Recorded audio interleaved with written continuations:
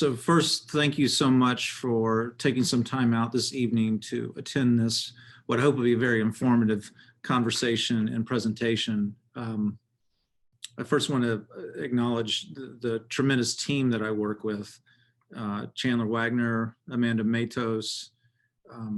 I think that for those of you who are not in the daily grind of athletics, there are a lot of things that we work on that are kind of behind the curtain, if you will.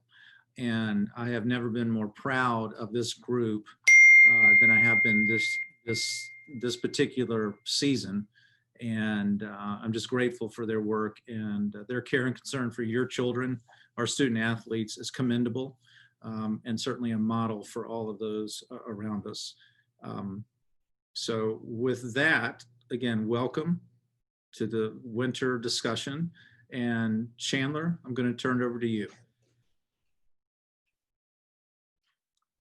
All right, thanks, Steve. Welcome, everyone. Again, just wanted to give you guys a quick overview of what we are going to try to hit tonight. Like Steve said, we really want to respect your time, so we're going to try to give you as much valuable information as we can, but we're going to try to do it quickly. And if you have questions, we're happy to address them if we're not able to get to them tonight. So we are going to walk you guys through just the ways that COVID has impacted athletics programming as a whole, both at Carolina Day and on a larger scale. So those of you who played fall sports may be pretty familiar, but we're just going to try to give an overview for all of those families as a recap, and then anyone who might be joining us for the winter season. We're going to give you some updates from the NCISAA and just how the fall season and winter season as we transition, updates there. And we're going to dive into what we are going to offer as a school for our winter season. And Amanda is going to try to give as many details as we are able to give, and without going crazy, but we're going to do our best to answer as many questions as we can. I know you guys are very curious. We've gotten some inquisitive emails, so we are going to do our best to answer your questions, but please feel free to use the chat feature to come directly to me if you have questions, especially as we're going through those winter offerings for Carolina Day, as Amanda is talking. She's also going to share a little bit about our health and safety protocols and the things that we saw to be very successful in the fall, and the ways that we are going to continue to implement them in the winter to continue to have a successful season, a healthy season. And then at the end, we'll just do a quick recap and open it up for a Q&A.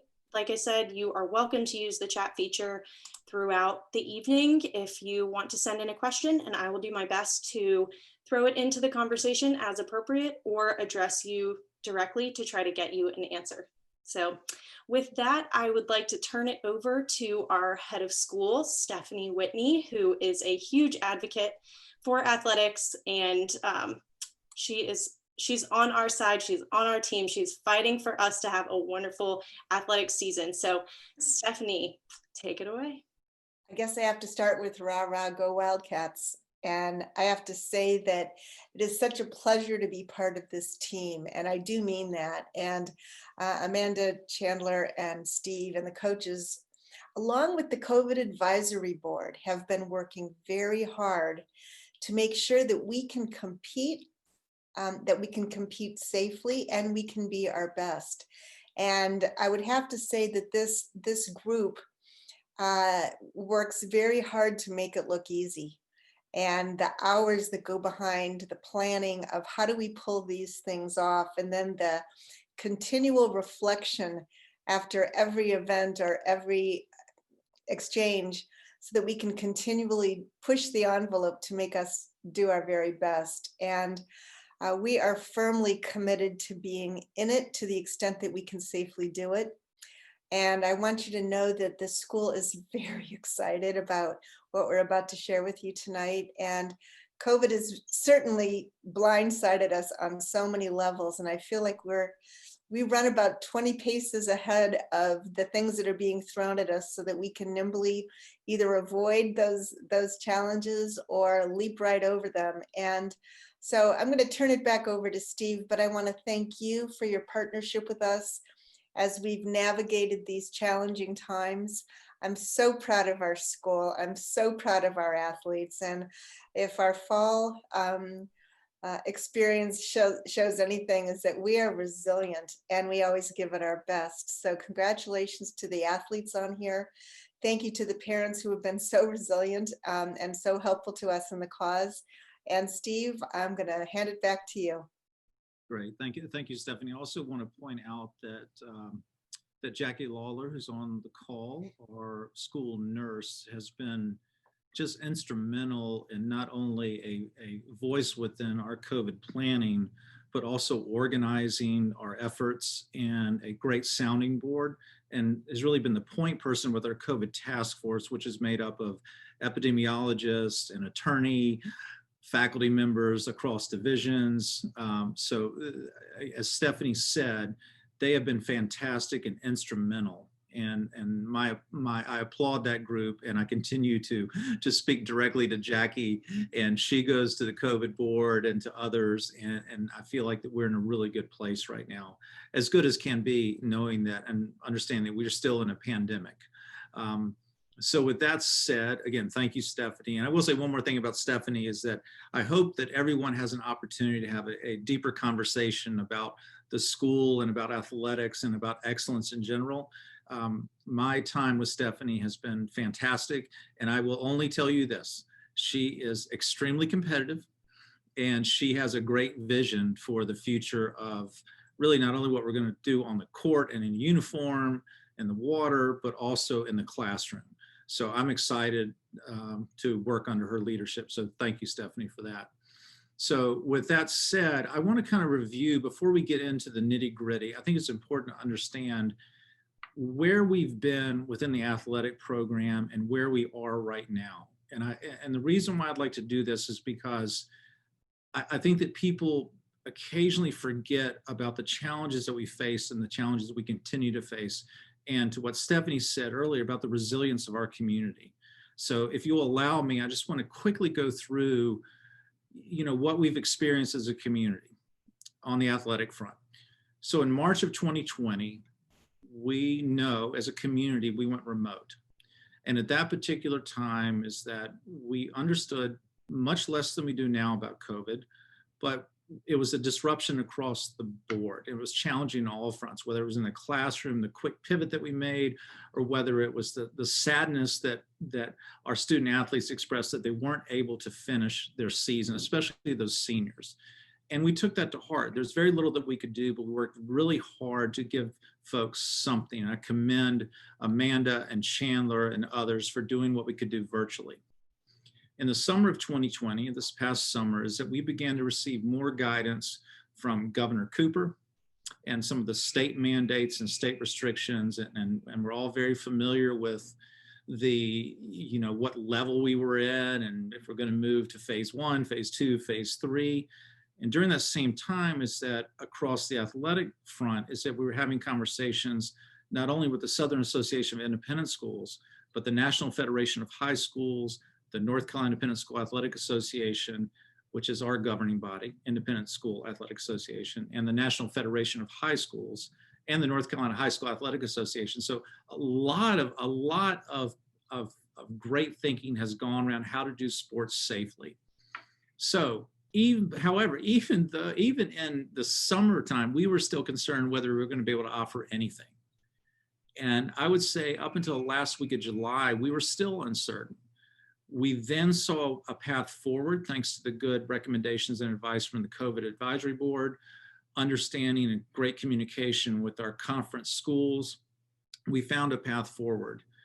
And that path forward, the primary focus of that path forward was, of course, the safety of our student athletes. But I want to make this really clear, like it was the safety of student athletes and their experience in building community, but it was also directly connected to our commitment to y'all, to the students and the parents, of delivering our promise and our mission. And we while we're doing very well with any remote aspects of our instruction, is that we know that face-to-face instruction matters. And so our commitment to face-to-face instruction and knowing that we have to have strong protocols in place really drove our athletic program into this fall. So I will tell you that our decisions were thoughtful, they were thoroughly reviewed, and we kept the main thing, which was safety for our student athletes. In September of this year, we began to play. And we had a different experience. We knew that transportation was a challenge. We limited transportation. We also knew that we were very comfortable with playing schools that had similar protocols. And so we limited our scheduling. Again, understanding little about COVID at that time. I will tell you is that during that time, especially September and even into October, is that the directives we were receiving from our state athletic association were changing constantly, whether it was about spectators or whether it was about masking or, you know, it's a whole litany of things that we were reconsidering. And it was a little frustrating, to be truthful, because we felt like we're sending messages out and then the next week we're having to retract that or we're having to provide an addendum to it. But I can only tell y'all from our office, the grace and that was extended to the athletic department and understanding that the situation was relatively fluid is that I want to say thank you to those fall parents and those fall student athletes for extending that to this, to our office and to the entire school. But again, we were committed to offering exactly what we could do in this flexible and changing environment, needed flexibility in this environment and changing environment. So where do we end up this fall? So I am happy to report, as and Stephanie alluded to, we had an excellent fall season. Was it different? It absolutely was different. But I would remind you, it's COVID. Is that our cross-country team, the girls cross-country team, won their 7th straight consecutive state title. Our girls team advanced to the NCISA 3A semifinals. Our boys soccer team tied for our conference championship and advanced to the state tournament. Field hockey was undefeated on the mountain and advanced to the state tournament. Our girls volleyball team, which this is, I think this is one of the silver linings of COVID, if there are any, is that our relationship with schools and our conference has grown stronger. So Asheville School and Carolina Day came up with this great idea of a COVID Cup. And so the girls varsity volleyball program finished their season with a best of 5 COVID Cup. And as I awarded the COVID Cup, unfortunately to Asheville School, but they deserved it, is that I said, let this be the last pandemic cup that's ever awarded on any court in Western North Carolina. So regardless of the challenges, we were resilient. Our student athletes were flexible and their parents were flexible, extending great grace because there were challenges and there remain challenges as we go into this winter. So we have received directives from our state athletic association, as well as the Federation of High Schools, the North Carolina High School Athletic Association, regarding the fall protocols and some of the changes that are being made. There have been modifications made, and we are still working in this environment of protecting our student athletes and protecting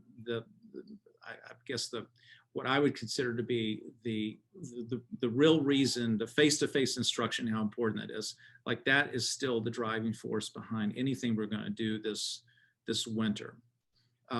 So as we move into the winter, I think it's important to understand that even as we're speaking tonight, and I had this conversation with Jackie, we know the pandemic across the state of North Carolina continues to warrant a lot of attention.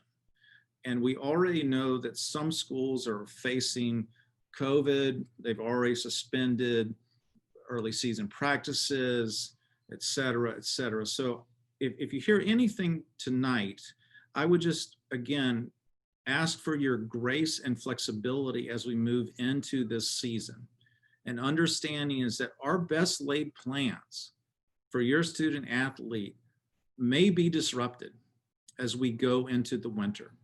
But I can assure you that our primary purpose of having athletic experience this winter at Carolina Day is that commitment to your children, to our student athletes, that sense of community, that sense of team, and that, you know, obviously the health benefits of being in a pool or being on a court and the physical activity. But that's our commitment to y'all. And we will do everything that we can. And we ask the same of you. We ask the same of our student athletes to be responsible, to mask, to distance, to concentrate on hand washing. And it's easy on this campus when we are able to see and we're able to address issues. I would just ask and remind everyone that following protocols off-site will certainly impact our ability to maintain where we are right now, which is really the beginning of a season. So again, I want to thank everyone for not only attending tonight, but also understanding this is, of course, and we use this way too often, but unprecedented times. But there is something normal here, and the normalcy that we will provide is that sense of community, strong coaching, communication, and care and commitment for your children and student athletes. So with that said, Amanda, I'm going to turn it over to you to kind of walk us through what we're able to offer this year. Okay. Hi, good evening, parents and athletes. Thank you for attending. And now we're going to get into the nitty gritty of what we're offering in the winter season. Obviously, as we know, due to COVID protocols and limitations, and as well as limitations as far as facilities that we have on campus to use, for at least for the upper school, we'll start with the upper school, then move into the middle school, then give more options as to what there's going on campus that might have not been in the winter season letter that happens just because it's a team. So for the upper school, we're offering varsity boys basketball, JV girls basketball, and varsity swimming. The varsity boys just had their first tryout, their only tryout, I believe it was Monday. So that team is complete. The girls are still open and their tryout will be next Monday on the 9th. So anybody interested, please sign up first because the letter and the sign up went out last week. By signing up, we get a better idea of who's coming. And then you can also get notifications from me as far as like what's required prior to tryouts. The varsity swimming signups are still open. As of right now, there is very limited pool availability locally. So we will be sending the kids to practice from 7:30 p.m. to 9 p.m., which is very similar to what we were offering last year at the Buncombe County Pool. We also have some things happening at Asheville School depending on the availability and the day. As far as middle school offerings, these are very limited. We cannot offer, because of cohorting in the middle school and protocols, we can't offer anything team related for the middle school, unfortunately, but we have come up with great creative ideas of what your kids can do over the weekend and sometimes Friday afternoons. So we will be having middle school basketball skill clinics, as well as middle school volleyball clinics. And the middle school volleyball clinics will actually be led by our varsity head coach. Those are fee per participant. So you would sign up and then we would hook you up with the head coach and you guys can go from there. And then if there's pool availability, like I said, because the pools are so limited locally, we will definitely try to get some middle school kids that are interested in swimming into the pool for some stroke practices or anything related to swim, just so they can get out there. And then the Sports Fitness Club will continue to be offered. Those who have not had experience with the Sports Fitness Club, it's a new program that started in the fall for the middle school athletes as well as for the upper school athletes. It's an outdoor fitness experience. They get to go out there and they have brand new equipment. They get to lift weights. They do speed training with parachutes. They do, oh my God, strength and conditioning, endurance, so much. It was such a great success over the fall season that right now we have about 20 kids already signed up for the winter season, which is great. As far as what's happening on campus that you might not know about, because there are things that are happening within teams, there are teams that are already starting preseason stuff and that will be open for kids who are interested. The girls soccer team is starting winter workouts out in Scro. The baseball team will also be doing some things at DBAT as well as in the weight room and outside at the baseball field.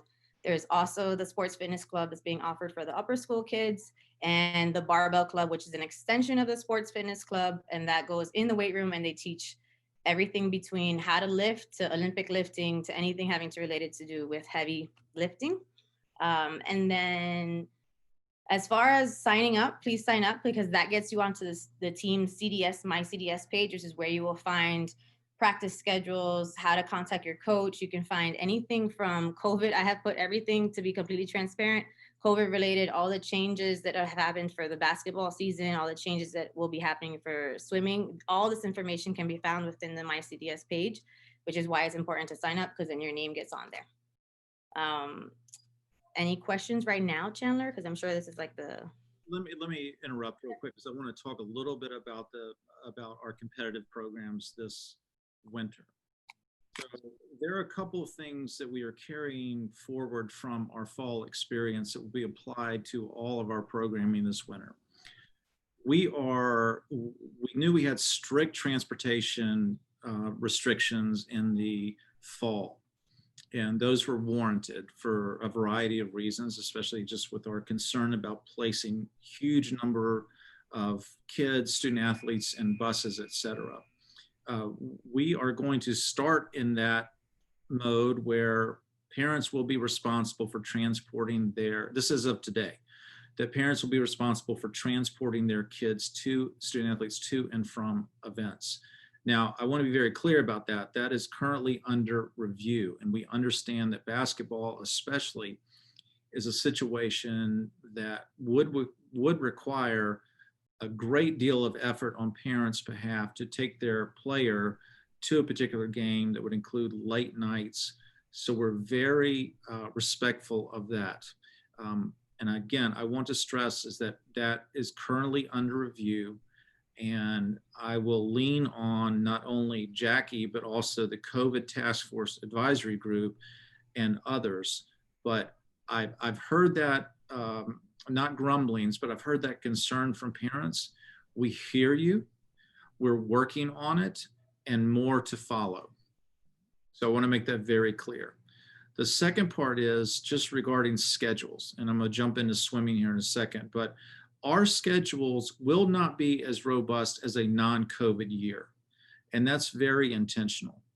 I want to make that very clear again. Our schedules will not be as robust as they have been in the past, nor should they be, based upon travel concerns and everything else. That's where we need to have a little bit of grace and understanding about the fact that we continue to operate in a pandemic. With swimming, so that applies to both JV girls and varsity boys. With varsity swimming, we had hoped to be able to present to you a fully formed plan for this year.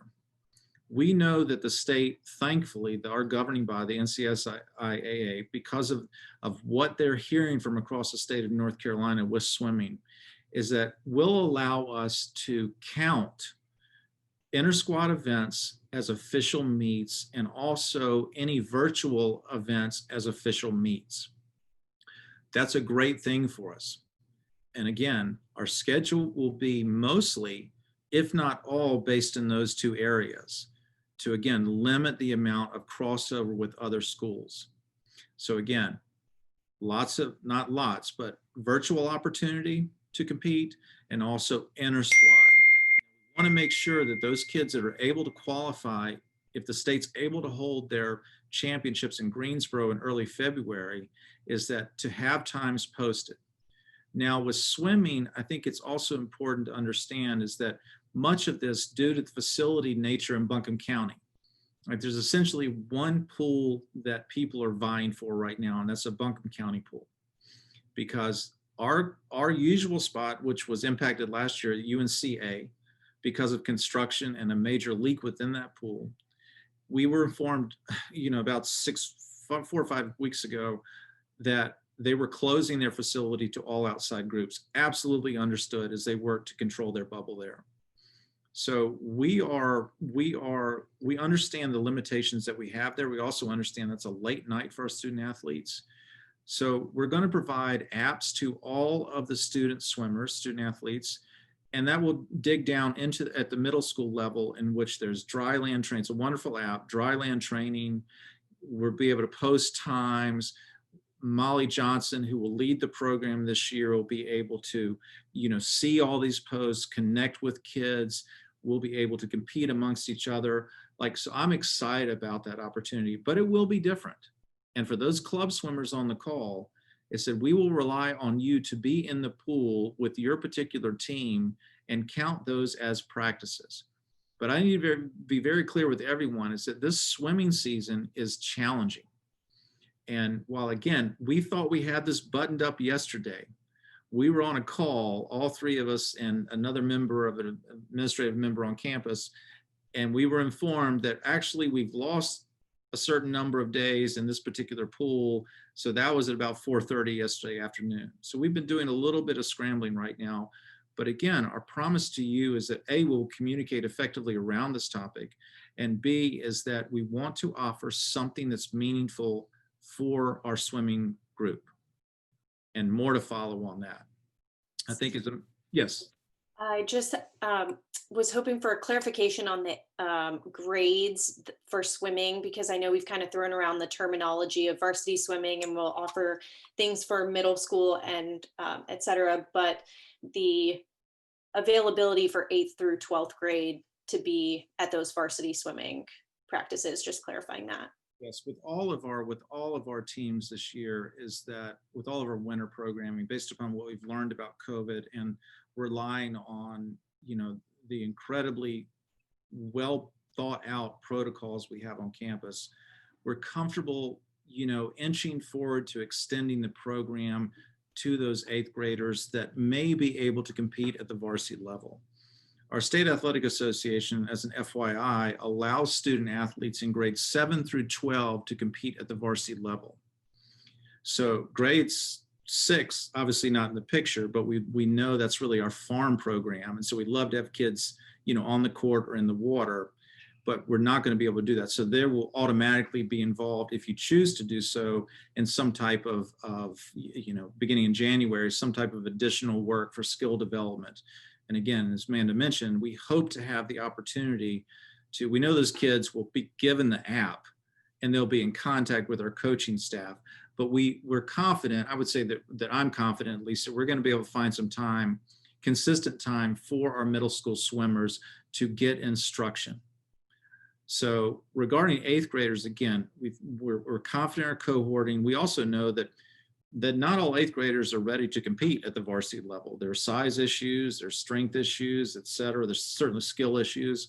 So while we're offering it to 8th grade, doesn't mean that your 8th grader, if they try out for any of these programs, will actually make it. And that is something new for this community, because we've been solely a participatory program for years and years. But this year is that our rosters will be shaped as a result of COVID. And I just, that's something new for this community. I think it's a good thing, especially right now.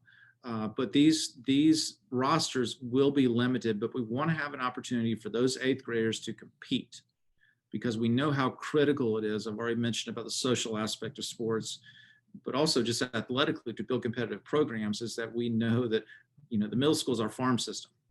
And so we have to have the student athletes involved in our program.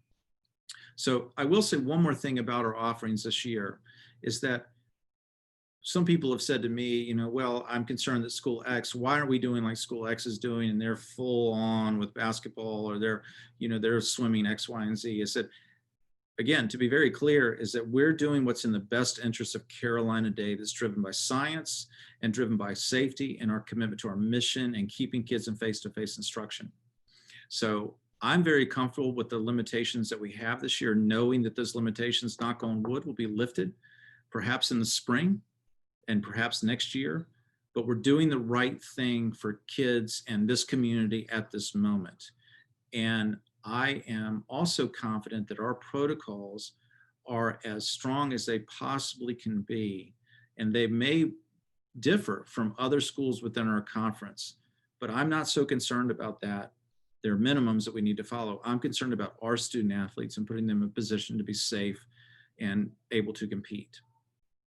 So I would just ask Chandler, do you believe that that is sufficient for that response? Yes, and I think that what you just mentioned there also answers a few other questions that I've received, just in terms of how decisions are being made. If the NCISAA says this and the NCHSAA says this, and this school has made this decision. How is Carolina Day coming to this decision? And what happens when the decisions are not the same? So I think that your answer there also helped address that question of how are we coming to decisions and what happens when they don't match up, or why might they not match up exactly with the state association or with our conference. So thank you for that, because I think that that helped clarify on a broad scale. I do want to say one more thing about that, because I'm glad you brought it up. And Stephanie certainly has been part of these conversations at the statewide level with the NCISAA. The NCISAA since this summer has really focused on the word independence and Independent School Athletic Association. So they have given every school in the state of North Carolina as a member of the association the right to strengthen protocols as they see fit and to move forward in a manner that's best suited for their communities. And I will tell you from, having my, antenna up and fingers in a lot of different programs across the state of North Carolina, listening to calls, is that there is a wide divergence of their approach to COVID. And that's fine. Those schools are making independent decisions, but there are minimums that are required for us as members of the association. And those include, regular COVID screens that we have to provide, and we do a wonderful job of this, provide to our competitors 24 hours, and just this continuous communication with the state office about where we are. But again, and that's why I think that's important to say one more time, is that our protocols are built for Carolina Day. And this is where we're comfortable. And we will certainly revisit our protocols on a regular basis, but we will not at this particular moment be concerned about what other schools are doing. We are doing what's in the best interest of our kids and our student athletes and our community. And again, our commitment to our mission and face-to-face instruction, and this is where we are. I don't know, Stephanie, if you had anything else to say about that. Okay, good. I think that Stephanie's been on too many of those calls, so she understands. So I would just say again is that I am so proud of what we're able to offer this fall to our student athletes, especially with, the Strength and Fitness Club, especially with maintaining some enthusiasm with our presence on the field and on the volleyball court. And my hope is, again, we proceed with optimism, yet with caution, that we will proceed the same way this winter. Again, before we move on, I will also say is that we need to be flexible as a community, and we need to know that things change on a daily basis. So. Steve, I will step in and mention that if there's somebody in the chat or in the Zoom that is a fall athlete that doesn't feel comfortable doing any of the offerings we have, you can always join a sports management club, which is a great club we offer. It's something through athletics. We have about 20 members now, and they are students who just basically get involved in the background of what athletics goes on. And we have a sports journalism club. We just opened it up for sports medicine internships. So there are a lot of other opportunities that aren't necessarily being just an athlete in the department that we are super proud of, and our kids do great, fantastic things. So if you know of somebody who's interested in that, you can always email me directly, or honestly just ask anybody on campus. They'll tell you where to come. So yeah, I just wanted to mention that that's something else that we offer if you don't want to do any things that I know that winter has always been limited as far as sports, but something else that you can do on campus if you want to get more involved. And then I will take this into the protocols. Okay, so we have kept the protocols that worked through the fall and made some stricter, loosened up on some, depending on where we saw fit. One thing that we will not be loosening up on, I don't think this season or the next, is the fact that every athlete has to have all their forms turned in, even before they step onto the court. I know that in previous years, they've been able to do like preseason workouts and trainings and slowly work on their forms. And see, our state association has been very clear about this. Like every student has to turn all their forms in before. And this is primarily because of that sports physical. We need to see it before you even start, just to make sure that that kid, A, hasn't had any previous COVID, or is just ready for athletic competition in general. So that's something that I know I've been getting a lot of emails about, like whether or not I can join a off-season anything before. And unfortunately, that is not the case this year. So everything has to be turned in and approved through Magnus Health, which you have access through your MyCDS account. And you can find all the requirements on our school website through the sports medicine page. So that is that.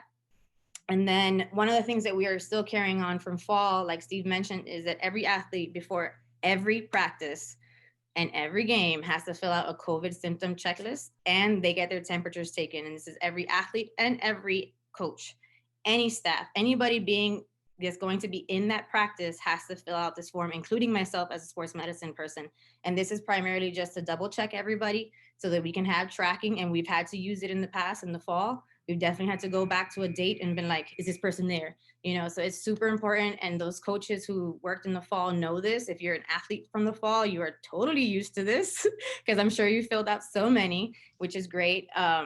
So one of the things that we can do now with basketball that's going to be a little bit different is that our practices will be completely closed, meaning they are limited to only the coaches, necessary staff members, which is me, and the athletes. Not even athletes that aren't part of that team are allowed into that practice, meaning the Nash stores will be closed, locked.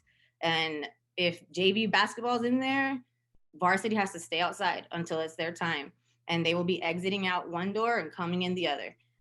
So we are definitely trying our hardest to keep these kids as far away from each other as possible, at least in this environment. I know that they're in school, they're together, but they're distance and all that stuff. But, we don't want the kids that are coming off practice breathing hard mixing with the kids who are coming in. So that is one thing that's going to be a little bit new as far as basketball. Swimming will be a little bit different because it's a public pool. But as my understanding, that late time, we are the only ones in the pool at that time as of right now, which is great. That 7:30 slot, it's only CDS. So that's a fantastic thing right now. We can't promise that because it's not our pool. I wish we could. But as of right now, we're the only ones in that pool at that time slot, which is good. Let's see. As far as masking, our coaches are required to always be masked, no matter what, coaches and staff. And the athletes will be masked only until they are actively participating in any drills or in games. This season, they will be getting masks from the athletic department as well as lanyards to use. So ideally, they keep their mask on, they use their lanyards, they're gonna come out, they put their mask down, drink water, do a drill, put it back up. And this is just because one of those things that we learned from the fall is if you put your mask all the way over there, it's way harder to go get it. So we are learning and improving as we go. The water situation remains the same. We are encouraging every single athlete to bring their own labeled water bottle. We can't do shared water bottles. I know last year I used to put out cups. Those get confused because nobody has a name on them. So no water, no shared anything this year. Everything has to be labeled. And as far as like when a kid comes into the gym, what we're telling them is that you come into the gym, you put all your stuff in a corner, and that is your safe space. It has to be 6 feet apart from somebody else. And then whenever it's water break, that's where you go and you come back. And then same thing applies with swim. It'll be separated things wherever you go. And this is just to keep distance as much as possible where we can control it, right? All the equipment will be sanitized and sprayed before and after practices. That is actually one of the NCSIA has actually come out with basketball guidelines as well. And even during games, the ball will be cleaned at the beginning, water breaks, halftime, and at the end of every game. And this is a requirement across the board. So it's not only us, everybody's taking precaution in this. And then everything else is just the usual, all the stuff the CDS is doing, hand sanitizing, spraying, masks, social distancing, athletics, we can do all of that. The only difference is when you're playing and that becomes a little bit more difficult. So we're encouraging coaches to, keep drills. So let's say example, basketball, we are lucky to have 6 hoops and all of those are down at all times. The coaches are encouraged to use every single one of those hoops to spread out their team. We're limiting how many times they do game-like situations. So just. Yeah, let me also say one thing. So thank you for that. I mean, I think that our protocols are very robust, and this is tied to protocols. And I apologize for not mentioning it earlier. So we had transportation. We also want to talk real briefly about spectators. Oh. So the spectator policy currently at Carolina Day School is that we will not allow spectators in our facility. And we will continue to revisit that. Now that's a stronger protocol than the NCISA's recommendation. But as a community, this is where we are right now. And for those involved in volleyball this fall, is that we have the same policy in place. So we will continue that policy, but we will have a very expansive and extensive volunteer list for our members of parents of our team. Also, I would say that one of the great things about COVID is we've gotten in the world of just streaming our events, and it's through Zoom. It's easy to log in. You can watch. But currently, right now, and this is one more thing that's under review, and I think it was interesting. I saw UNCA came out with this the other day, and they said until January 4 or something of 2021 is that we will not allow spectators in Kimmel Arena to watch these games. So again, there's not a program, an educationally based program I can think of across the country that hasn't made some adjustments regarding spectators or, you know, other people, essential personnel in the building. Now, I want to stress there, educationally based athletic programs. You will see different things if you play club soccer, if you're involved in AAU basketball or club swimming. Their protocols are their protocols, our protocols are our protocols. And so this is the right thing for this community at this particular time. So again, this is under review as all of our policies are, but currently as it exists right now, there will be no spectators for home contests. And also for those who are thinking, well, I can go over to Christ School, or I can go to ACA, or I can go to Ashland School and watch a game. There are no outside spectators allowed right now. So the visitors going to those places right now, it's not on the table from the NCISAA. And that, I'm sure, will be addressed as we move deeper into the season and people become more comfortable. They have a better understanding of exactly where and what COVID's doing across the state of North Carolina. So I wanted to mention that to everyone. Chandler, any questions so far? Yes, give me 1 second.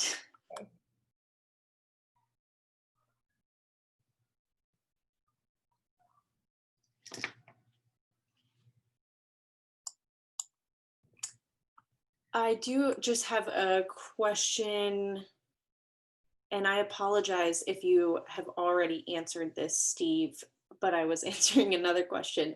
Just for more clarification on no spectators, but where volunteers, parent volunteers fall in on that, and how parents can volunteer and what their role might be. Amanda, if you want to speak to that, and like what kind of forms and things they might need to fill out in order to see the game as a volunteer.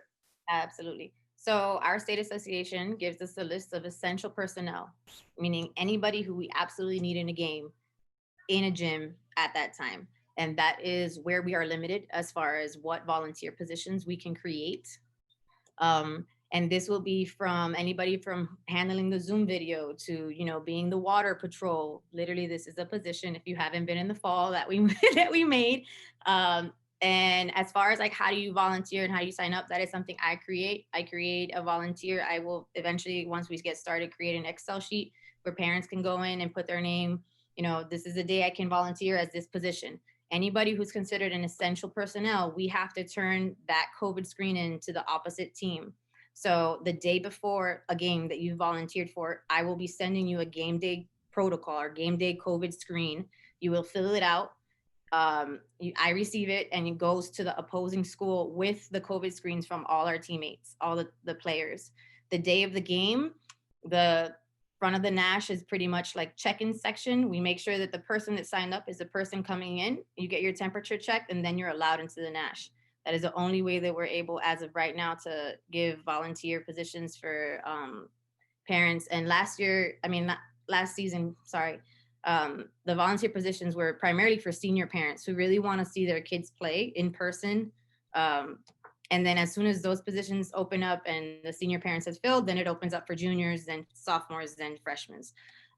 So yeah, I hope that answers your question. As far as basketball, we have to look at the list of essential personnel gets sent to us from our state association. So we'll be reviewing it and seeing where we can plug in staff parent volunteers. But as of right now, that is the only thing, is unless we, open up our spectator policy. There have also been a couple questions about locker rooms as it relates to basketball, since basketball is frequently in and out of their locker rooms, and that's where they head at halftime and things like that. And I think, Amanda, correct me if I'm wrong, but generally our locker rooms are only going to be available really as a restroom. And we're asking that students come already dressed for practice, but if it is right after school, I think we're trying to distance them, make sure that all 4 locker rooms are single gender. Like for the girls' practice right after school, they'll have access to all 4 locker rooms since the boys will not be there. And then once their practice is over, we expect that the boys will arrive already dressed for their practice, and they will not be using the locker rooms for pre-game prep or halftime discussions or post-game and things like that. Amanda, does that? That is perfectly correct. And there's also, so many guidelines that have changed due to COVID, and those will be posted and are probably already there on your MyCDS page if you're part of the basketball team, so that you can look and see everything that's happening. I can tell you that another change that we've made as well, is that there won't be like your traditional game time road bench. Like, their bench will look completely different, and the basketball team is huge. So at this point, we probably will be opening up our big fan section and making that the bench and separating them by 6 feet. We are definitely going to do everything that we can. And yes, you're totally correct. The locker room is not the standard locker room anymore. Halftime gatherings will happen at the bench. They're not required. They're not going to go into the locker room. The locker room is very limited, if at all. I think the only team that will be using it to change will be the JV girls, because they come straight from school. And like you said, there won't be boys at that time, so they will be able to use all 4 locker rooms. And we're limited to what I think it's 2 in the bathroom at any time and 4 in the locker room area at any time. And they have to go in and get out. They can't put their stuff in there. It's just a change and come out. And they have to be masked during that time. Yeah, and just to bring in swimming for that too, we are still waiting for the exact clarification, since we don't own the swimming facility, about whether they have locker rooms or bathrooms that are open, but the expectation would be that swimmers arrive ready to go straight from the pool deck.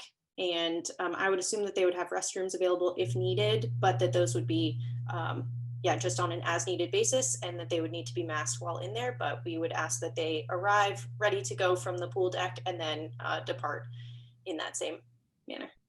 And that's consistent, whether it's NCISAA or the National Federation of High Schools or North Carolina High School Athletic Association, like that. That's consistent policy across the board regarding locker rooms and or the deck and preparation to attend practice. And so again, and we understand that presents challenges. I would just remind everyone that these challenges are being tackled by the department, and our student athletes in the fall were great about it. And so I was really pleased with it. There's certain times that we have to remind people, but locker rooms are not the best environment for us to be in. Like, it's just too small, and it's not where we'd like our kids to be.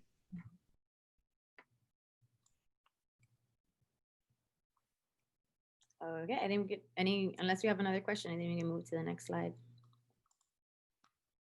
Okay, so as far as outside of sports, what do we offer? And this is, if you are a returning athlete, you have heard me say this a million times, but just in case you're new, we offer full sports medicine, athletic training room in the Nash. You can come in to see me at any time during the day, starting from 10 a.m. all the way to 6 p.m. I have appointments that you can schedule, and I do everything from acute injury care to preventative care to chronic care. We have therapeutic, everything in there. You can do electricity, we can do heat, we can do ice, we can do rehab, everything in-house. So if you are an athlete, you have a plethora of things that you can come in to see me for, and I am more than welcome to sit down with you, even if it's mental health, I will listen. And then as far as students, sometimes I have students that come in and help and they're learning. So if you're interested in sports medicine, I can also teach you some things, but I am here till 6 p.m. and I handle, I'm here for practices. I'm the one who monitors the COVID screens. We also do concussion treatment all the way from the beginning, from when you had it to your return to learn. And we work very closely with Jackie, and thank you for that. We have a concussion team and a protocol on campus that works with the advisors up in the upper school as well as in the middle school. And we go from return to learn in the classroom all the way to return to play with me, and then all the way back. And just talking about concussions, anybody who's in an impact sport, basically anything that's a contact sport. So in this season, we have basketball. You get a pre-test. It's a baseline test, neurological test that we do in-house here. And now this year, they've allowed us to let kids do it at home. So it's an online-based test, and it basically tests you your baseline neurological testing. And just in case you get a concussion, that would be your post-concussion test. And that's how one of the many tools we use here to get you back from a concussion safely and with the correct timing, as opposed to being like, oh, you don't have a headache anymore, go back in. That doesn't happen here. We do it the right way. So if you need to if you want more information, or if you want to make an appointment with me, the sports medicine page on Carolina Day School on the website, there's everything there from protocols. You can read more, you can learn. I put so much up there for sports medicine. And you can even make an appointment to come see me. I see even more than 6th grade. I've seen lower school kids too. So I'm here for everybody. That's my spiel. And I would just say the one thing that Amanda didn't mention, and I want to stress how wonderful Amanda is with our student athletes and what great care that she provides to our community. And then also we do have an affiliation with a third party, with a physician that Amanda is in contact with all the time, whether it's, part of her standards that she needs to meet as a certified athletic trainer, but also for those cases that need additional professional, attention. And we have those. And as someone who's seen a lot of injuries at Carolina Day over the past 20 years on the sidelines, is that I am reminded whenever there's a student athlete, whether it's a tweak of a hamstring or whether it's a compound fracture, which we had recently, is that Amanda handles those things with not only expertise, but also with grace and calm. So grateful for her and the work she does in this world. Thank you for mentioning that, because it reminded me that our team, so the school has a team doctor, and his name is Dr. Garbarino out of Emerge Ortho, and he's local, and they have walk-in clinics. But we also we had stopped for a while due to COVID, but in January, we will start up doing in-house clinics. And what those are is that the team doctor comes in. If there is a list of injuries that he needs to see, or I feel like he needs to see, he will do in-house clinics, no charge to you guys. And he comes and sees kids in the athletic training room, and it's a doctor coming in to see kids from the community. And then if he feels like you need more, then they'll set up an appointment for you at Emerge Ortho, and it's all done here. So that's another option and another offering that we have. Well, thank you for that, Amanda. So I think we're at the point in the presentation, which I'm going to turn it back over to Chandler. And she's going to wind us up. I just have a quick recap, and then I do have 2 other questions that I think would be valuable for the community. So just as a quick recap, our #1 goal is to have your students on campus learning and keeping them healthy and safe. So we are working as hard as we can to provide safe athletic options for both middle school and upper school in a way that is going to allow them to continue on campus learning and to stay healthy and safe. We intend to provide interscholastic competition for students in 8th through 12th grade who make the teams that they have tried out for. So that would be varsity boys basketball, JV girls basketball, and varsity swimming. And the final thing is really just that things change really quickly with COVID. Things have already changed. We've talked about swimming and how they changed yesterday afternoon, but we have already had changes to, almost 24 hours before things are set to get started, and we just ask for you guys to continue to communicate well with us and to have grace with us and to always be on the lookout for communication from your coaches and from the athletic department as things change. So we did experience in the fall, sometimes as we were waiting on testing or, going to remote learning or things like that, games had to change, practices had to change, and the communication piece is extremely important all the time, but especially during this season. So make sure that you are in the team page in MyCES. Make sure that you are within the WhatsApp for your team. If they have, a text thread going or a WhatsApp, make sure that you're always checking your email so that you can receive the updates when things change with the drop of a hat, because they really do. It's on us, it's our competition, it's officials, it's everyone. And so things change really quickly. So we just ask that you be monitoring, especially during this season. So the two questions that I just wanted to address were both related to middle school, just a little bit of clarification on the middle school clinics. One, will those be done in cohorts? And how does that work? And if there's, is it based on interest, and if there's only like one kid from one cohort and things like that? So specifics on just middle school and cohorting. And then also, can you just give a little bit more detail on the ones that are fee-based and the ones that are not? And I can go back to that slide, but just a little bit of clarification so that our middle school families have just a solid concept of what's being offered for their kids.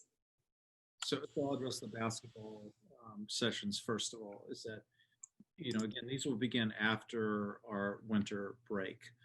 And if you look at the timeline that we have, is that we have a pretty limited window here before we get into January. And so we made the decision that it's best for our community to start the clinics in January. Those clinics right now will be strictly cohorted. However, those clinics for basketball, if you think about our space and if you think about the number of baskets that we have, is that we will work impossibly hard to ensure that these cohorts stay. So we're not going to be in a position where we are going to be playing 3-on-3 basketball or they're going to be 5-on-5 situations. This is strictly skill-based development. And shooting machine will be out. We can run kids through that safely. We have individual stations at each basket. So that's what you should expect for basketball, is that we will adhere to our cohorts. If we feel as if, that doesn't mean the two cohorts will not be in the gym together, though. I want to make it very clear about that, because we do have the space for that. But we will, if we get to a point where the numbers are too big for our space or to handle this safely, is that we will divide the group up and we'll offer additional times. And we want to make sure that kids have an opportunity to get in the gym and play. My son being one of them, who loves basketball. So I'm looking forward to it. And an opportunity to stay involved with the program, develop skills, and get ready for what the future holds there. And Chandler, the second part of that question? Yeah, it was just clarification on the Fees. which ones were fees. Yeah, so right now we know that volleyball, because of an out of season situation, volleyball will be fee based. Kristen Peppel, who is currently with BVA, who I think is an incredible instructor of the game, she'll be leading that. I don't have the specific in front of me, although she sent it to us yesterday, but our plan is to forward that directly to those parents and families that are interested in the program. And that will take place, and you can remind me, Amanda and Chandler, but that's a Friday, if I'm not mistaken. There's a Friday opportunity and then a weekend opportunity for that. She's having Friday after schools and then Saturday afternoons, right after the basketball clinics. And she's offering it, I know that the payments are, she's offering it per session, or you can do grouped. You can do just Fridays or just Saturdays, or you can pay for Friday and Saturday. And I will be sending out, she sent me the information yesterday, so I'll be sending more information to the families and linking you with her CC'd in her email if you have any more questions for the families who have signed up.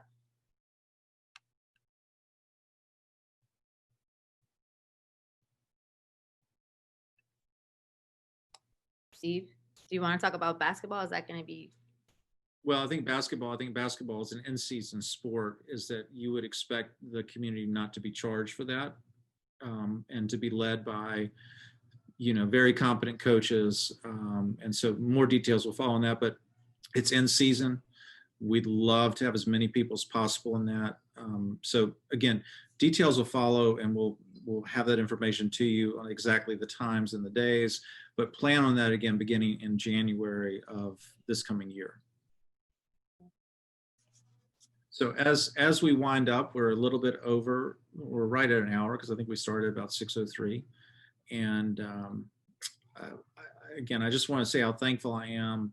One of the greatest gifts that I've been given as a coach and as an administrator at Carolina Day is to watch kids compete, and the joy and all the other emotions, the sadness and the effort and the grit and determination that our student athletes give on the court and in uniform across a bunch of different sports.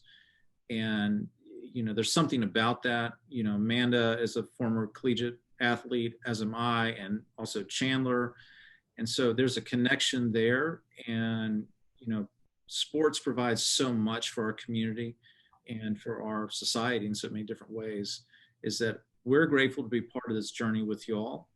And we know this is going to be different this year, but we are as excited as can be to see Wildcats in action. And we know we're going to do it as safe as we possibly can. And we know that it'll be different, but it's going to be good. So with that, I wish you all a wonderful evening, and I want to thank you all for attending. And if you have any other questions, feel free to email or call any of us, and we'll be able to address those. And again, thank you for attending, and look forward to seeing you soon. Yeah, I will just add, I tried really hard to get to everyone's questions, but if I missed you, please just shoot us an email, and we'd be happy to direct you to a coach or to answer your question if we're able. So I really apologize if I missed you, but feel free to reach out, and we would be happy to answer or connect you with a coach if it's a very sport specific question. So. Special thanks to Stephanie and to Jackie for staying online. It's been a long day. So thank you, and thank you all to everybody. Thank you. Good night.